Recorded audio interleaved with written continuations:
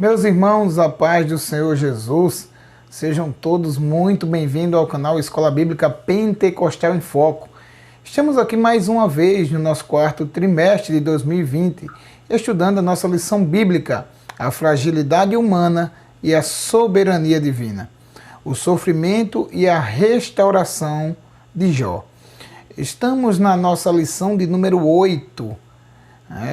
O título da nossa lição é A Teologia de Zofar. O justo não passa por tribulação? Temos essa pergunta a responder nesse estudo desta lição. Nesta lição, veremos que o discurso de Zofar, ele insistirá que o justo não passa por tribulação. Zofar é mais duro e impiedoso do que os seus outros dois amigos na acusação contra Jó.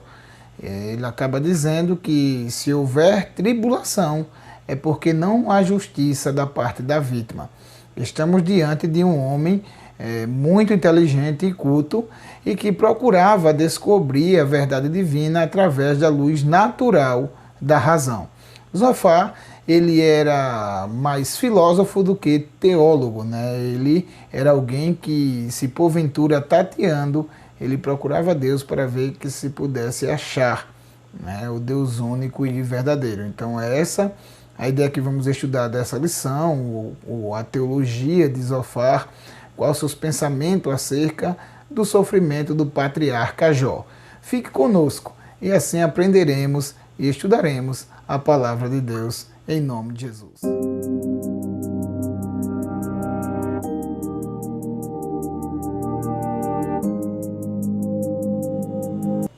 Muito bem, chegamos ao nosso tópico de número 1.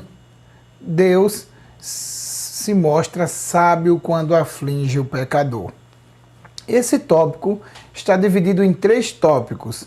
Primeiro, Deus grande e sábio. Segundo, Deus não é indiferente à ação do ímpio. E terceiro, tolos se passando por sábios. Vamos ao nosso subtópico de número 1. Deus grande e sábio. Zofar, ele mostra nos seus argumentos que Deus é um ser sapientíssimo e que usa essa sapiência para punir os injustos. Essa é a ideia de Zofar. Já os justos, na sua concepção, eles não enfrentam tribulação. Sendo assim, Zofar acreditava que Jó ele estava sendo punido por ser injusto e que Deus era sábio em assim puni-lo. Sendo assim, Jó, para Zofar, ele não tinha o direito e nem sabedoria alguma em lamentar-se ou defender-se. Por isso que também Zofar compara Jó a um jumento montês. Vejamos o texto no livro de Jó, no capítulo 11, o versículo 12, ele diz assim: Mas o homem vão é falta de entendimento. Sim, o homem nasce como a cria do jumento montês. Essa comparação que Zofar estava fazendo era para mostrar que assim como um jumento não nasce manso, ele nasce selvagem, Jó também ele era um homem sem entendimento e não tinha razão, né, nessa questão. Logo, ele seria como jumento montês sem entendimento algum. Outra explicação para esse texto aqui é que essa comparação que ele faz seria que Jó ele só teria inteligência se um jumento selvagem nascesse homem. Com isso ele quer dizer que Jó ele não tem sabedoria em assim lamentar-se, né, diante de um Deus grande e sábio e que está punindo Jó com a sua sabedoria. Essa é a ideia que Zofar tem. Ele também afirma que se Jó tivesse realmente sabedoria, ele entenderia que Deus estava sendo compassivo com ele.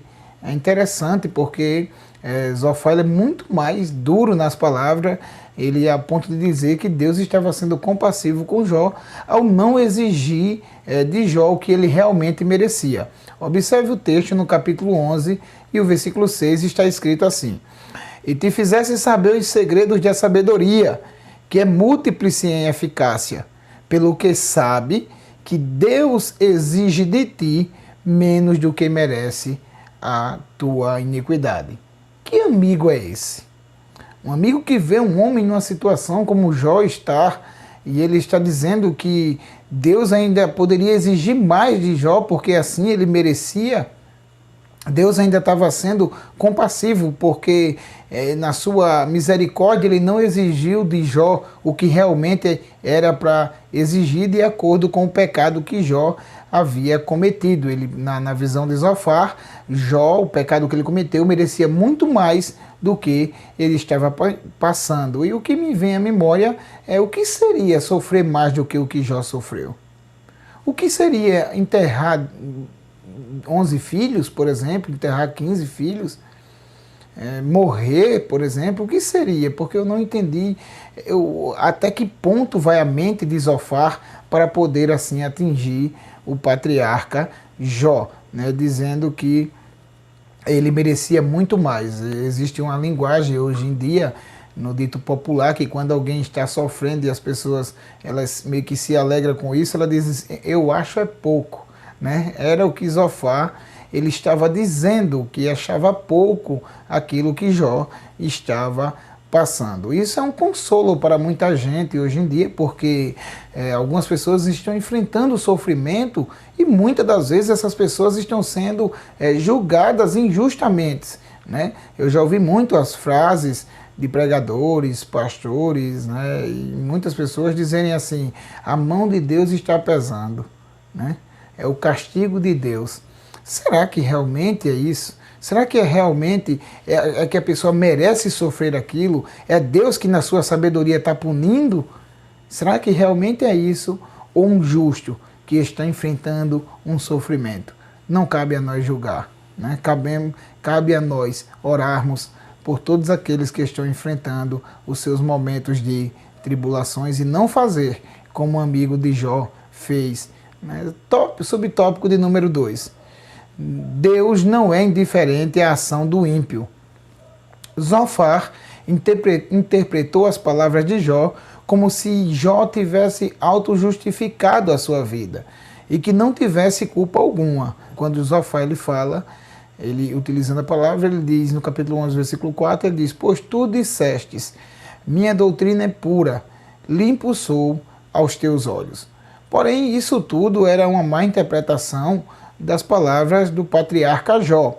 Porque Jó, no capítulo número 9, versículo 15, ele diz algo interessante. Ele diz assim, ainda que fosse justo, ao meu juiz pediria misericórdia. Jó reconhece que mesmo na sua justiça, ele dependia de Deus, ele não se auto-justifica. O que na verdade Jó expressou foi que o sofrimento, ele não escolhe o ímpio ou o justo, né? Ele consome tanto um quanto o outro, tanto o justo quanto o ímpio, ele enfrenta sofrimento. No capítulo 9, versículo 22, na versão NVI, está escrito assim, é tudo a mesma coisa. Por isso digo, ele destrói tanto o íntegro como o ímpio. Jó está dizendo que era a mesma coisa para Deus. Tanto um justo quanto o ímpio, eles passariam por sofrimento, eles passariam por dificuldades, né? Então, era essa a ideia que Zofar afirmou, que Deus ele punia, né? Assim, e ele vai tentar dizer que Jó se auto-justificou-se, mas Jó, ele diz que não, que Deus ele vai fazer ele permite que tanto o justo quanto o ímpio ele enfrente o sofrimento. Chegamos ao nosso terceiro subtópico. Tolos se passando por sábios. Já vimos que Jó foi comparado a um animal irracional. Ele foi comparado a um animal selvagem sem entendimento algum, a saber, um burro montês, um burro selvagem. E que não tinha sabedoria alguma, era desprovido de entendimento. Mas Jó vai responder a essas questões na mesma tonalidade que os seus amigos assim atingiu. Observe o capítulo número 12, o versículo 2. Ele diz assim, na verdade que só vós sois o povo, e convosco morrerá a sabedoria. Interessante que Jó estava usando um sarcasmo aqui, respondendo aos três amigos dele, e ao mesmo tempo dizendo que eles eram a própria sabedoria personificada, e que morrendo eles, não existia mais sabedoria alguma. Lógico que Jó está sendo um pouco irônico ao dizer isso. Para fundamentar mais ainda a ideia de que seus amigos não eram tão sábios como se achavam, Jó ele se coloca no mesmo nível que eles, mas argumenta que isso não é motivo de engrandecer-se, pois qualquer um saberia essas coisas. Veja como é que Jó fala no capítulo número 12, o versículo 3, ele diz assim: mas eu tenho a mesma capacidade de pensar que vocês têm, não sou inferior a vocês. Quem não sabe dessas coisas? Ele faz essa pergunta. Então, para Jó, aquilo que os seus amigos falavam era algo natural, que todos sabiam. Eles só estavam sendo tolos que estavam se passando por sábios, mas todo mundo, na sua época, saberia aquelas coisas que eles afirmavam. E aí, Jó, ele coloca-se todos em um só padrão, né, mostrando para ele que eles não eram tão sábios assim como eles se achavam. E para mostrar que a sua capacidade e doutrina, mais uma vez, Jó mostra a sua inocência e sabedoria em dois aspectos. Primeiro, no versículo número 4, ele diz que o justo e reto que busca a Deus se tornou motivo de risos. Olha como ele diz: tornei-me objeto de riso para os meus amigos, logo eu, que clamava a Deus, e ele me respondia. Eu, íntegro e irrepreensível, um mero objeto de riso. Então, ele vai mostrar que ele, sendo justo, ele se tornou motivo de riso, né? Mostrando que não havia sabedoria na sala dos seus amigos. E para provar ainda esse aspecto, que eles estavam sendo tolos na sua teoria, ele vai falar na sua segundo aspecto, ele diz assim no versículo número 6, os ladrões idólatras estão seguros e têm paz. Ele diz assim, Jó diz essas palavras: as tendas dos saqueadores não sofrem perturbação, e aqueles que provocam a Deus estão seguros, aqueles que transportam o seu Deus em suas mãos. Veja, então, esses ladrões, esses que transportam seus deuses, eu estou usando a versão NVI, em suas mãos, eles estão seguros, eles têm paz. Se os justos se tornaram motivo de zombaria e os ladrões estão seguros, logo não há sabedoria alguma nos argumentos de Zofar. É isso que Jó está dizendo. Ele só está sendo um tolo se passando por sábio. Jó estava certíssimo quando disse que os seus amigos eram médicos que passavam um diagnóstico errado. Ele diz isso quando ele fala essas palavras assim. Ele diz: vós, porém, sois inventores de mentiras, e vós todos, médicos que não valem nada. Veja, vós sois inventores de mentiras, e vós todos, médico que não valem nada. A expressão aqui, médico que não valem nada, naquela época de Jó, era quando ia até um médico e ele só passava diagnóstico errado, inventava doenças e mentiras para assim lucrar com seus pacientes. Então eles se tornariam médicos que não valiam nada. Por isso, Jó não vai recorrer a esses médicos, aos seus amigos, é isso que ele está dizendo.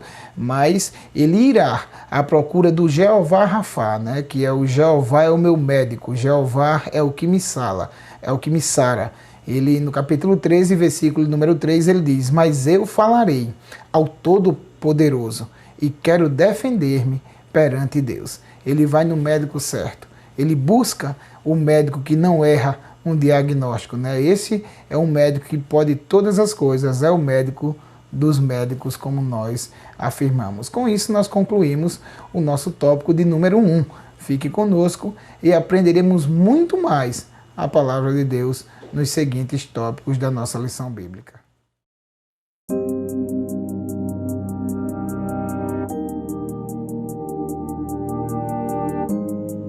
Muito bem, meus irmãos e irmãs, chegamos ao nosso tópico de número 2, conversão como resposta à aflição. Temos também 3 subtópicos nesse tópico, o que é, primeiro, purificação moral. Segundo, é possível negociar com Deus? Terceiro, a angústia de Jó. Primeiro, purificação moral. Para Zofar, não restava dúvida que o patriarca Jó encontrava-se em pecado. e que precisava de conversão. Também era fácil para esse dogmático, cujo nome significa aquele que gojeia, seu nome aponta para o canto melodioso das aves quando estão felizes, né? Por isso era fácil para ele cantar uma santidade enquanto via seu amigo preso no laço do sofrimento. Né? Seu nome dá essa ideia de uma árvore que canta alegremente. Então, cantar enquanto eu estou bem, né? Cantar uma santidade no momento de alegria é fácil, mas ver um amigo no momento de sofrimento também é fácil acusá-lo. Ele tenta mostrar para Jó o caminho da restauração em 4 aspectos. Do Jó capítulo 11, no versículo 13 e o versículo 14, mais uma vez na versão NVI. Primeiro, ele tenta mostrar no aspecto de consagrar o coração a Deus. Segundo, estender as mãos em oração. Terceiro, afastar as mãos do pecado. Quarto, não permitir maldade na sua tenda. Essa é uma alegação séria de que os bens que Jó havia construído foi conquistado através da maldade, né? Zofar era mais um jovem rico que rejeitara a graça de Deus para viver uma religiosidade vazia e de aparência externa.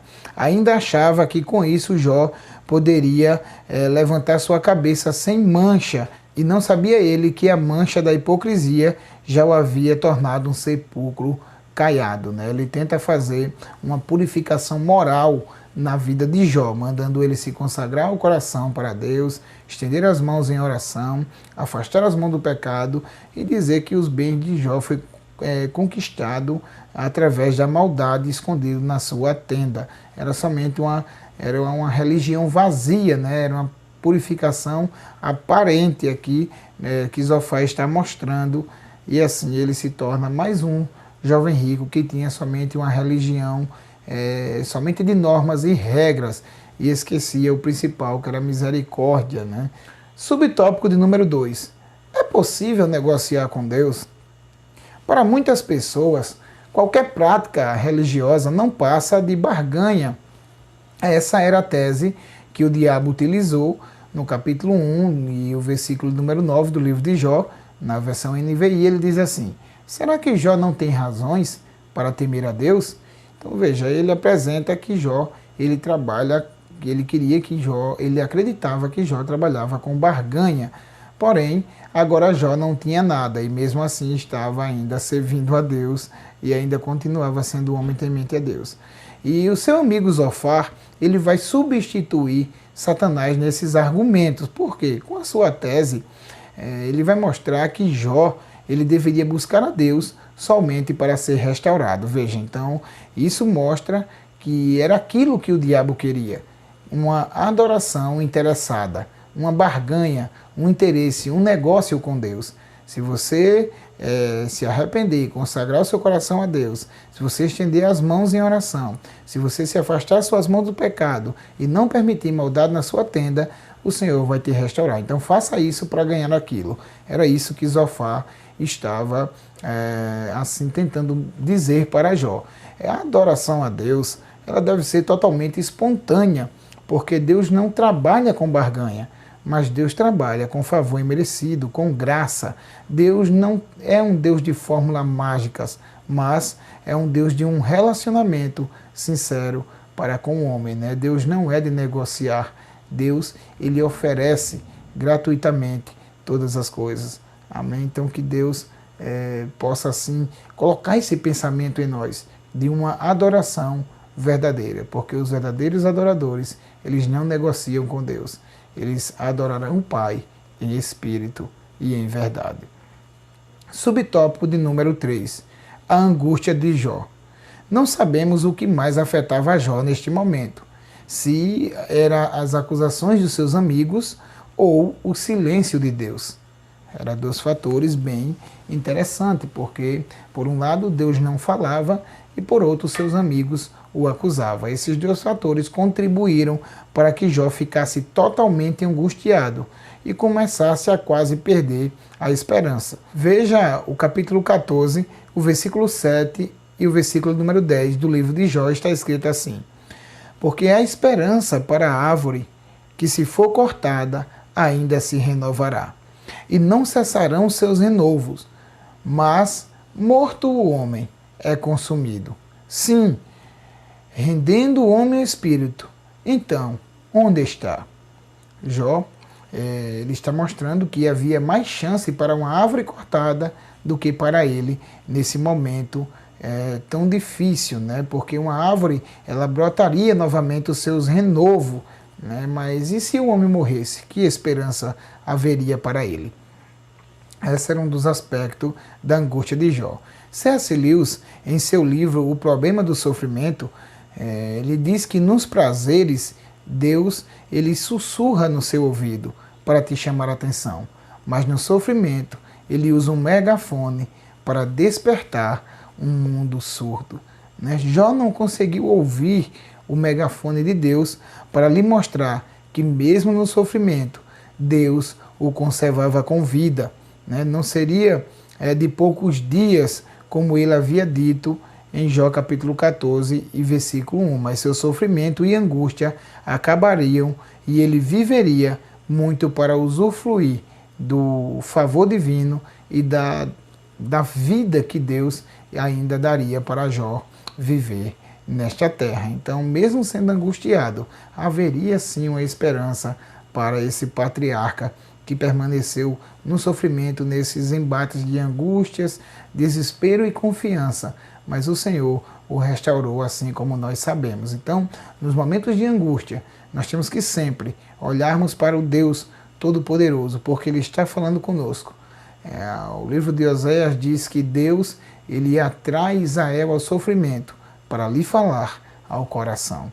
A voz de Deus ela está conosco nos momentos de angústia. Com isso, nós concluímos o nosso segundo tópico. E fique conosco, e assim estudaremos o nosso terceiro tópico na presença de Deus.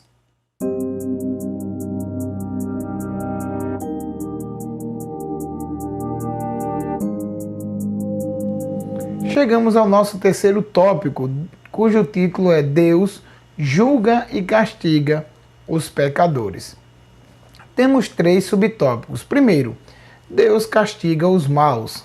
Segundo, Jó diante de um paradoxo. Terceiro, a verdade vem à tona. Primeiro subtópico, Deus castiga os maus.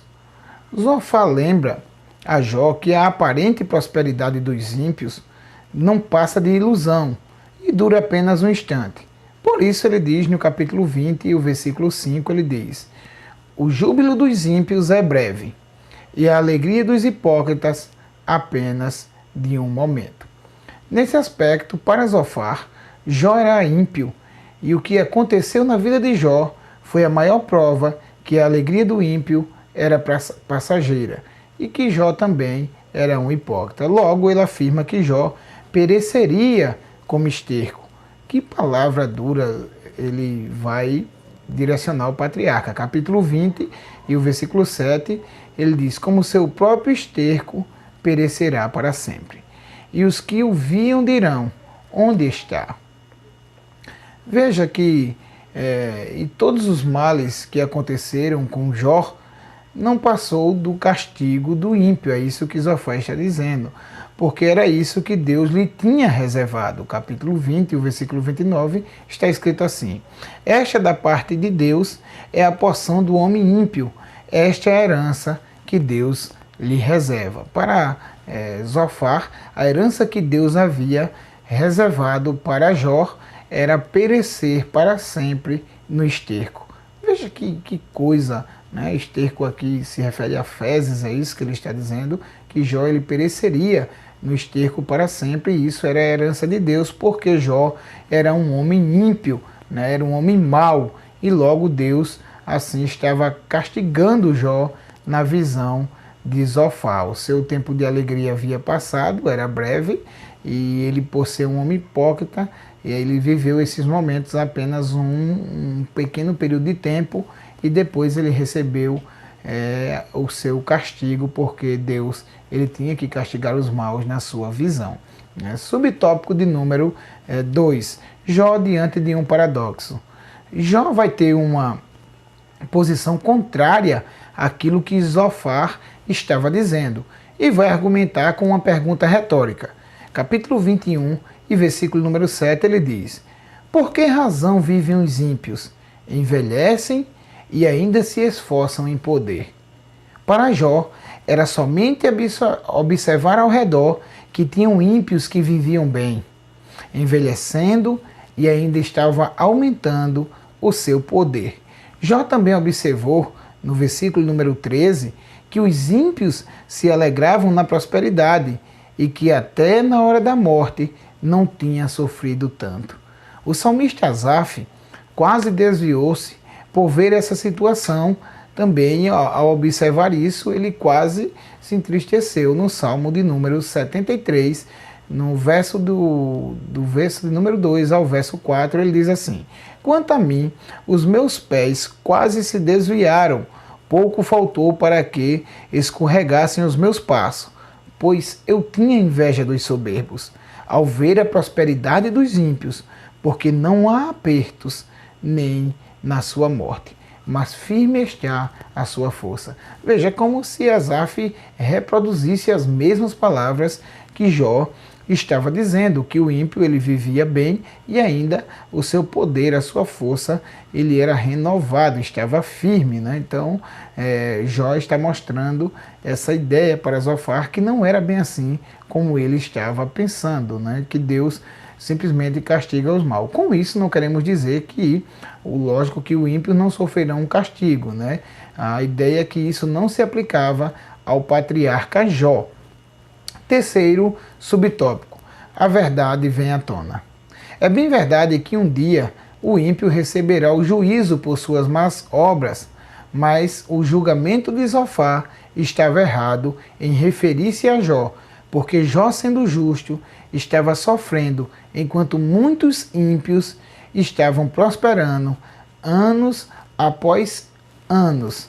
O sábio Salomão, certo tempo depois, ele explicou essa situação, né? Ele mostrou que a grande verdade é que tanto sofria um quanto o outro. Em Eclesiastes, capítulo de número 7, o versículo 15, está escrito: tudo isso vi nos dias da minha vaidade. Há um justo que perece na sua justiça, e há um ímpio que prolonga os seus dias na sua maldade.